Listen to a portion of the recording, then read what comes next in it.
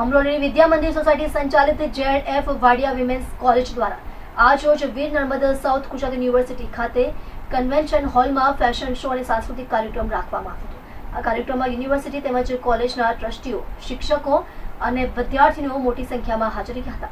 Fashion show અને સાંસ્કૃતિક કાર્યક્રમમાં વિદ્યાર્થીનીઓએ વિવિધ કૃતિઓ સાથે રેમ્પ વોક કર્યું હતું। મારું નામ જયેશ ચૌહાણ, હું વાડિયા વિમેન્સ કોલેજમાં ઇન્ચાર્જ આચાર્ય છું। આજે શું આયોજન કરવામાં આવ્યું છે?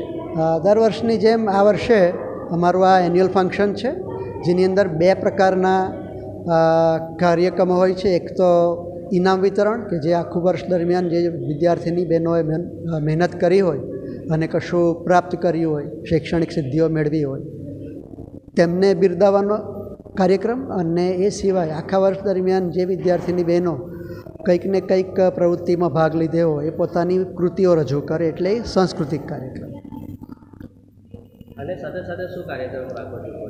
સાથે સાથે અમારા જે ટ્રસ્ટી મંડળના સદસ્યો હોય, મેનેજિંગ ડિરેક્ટર વગેરે, એઓ અહીં આવે અને અમારા વિદ્યાર્થીની બહેનોને માર્ગદર્શન આપે, અને એ થકી અમારી વિદ્યાર્થીની બહેનોને સંચાલક મંડળનો પરિચય થાય, અને સંચાલક મંડળને એ વાતની ખબર પડે કે અમે જે સંસ્થા ચલાવી રહ્યા છે એ સંસ્થાની વિદ્યાર્થીનીઓ અહીંયા સુધી પહોંચી છે।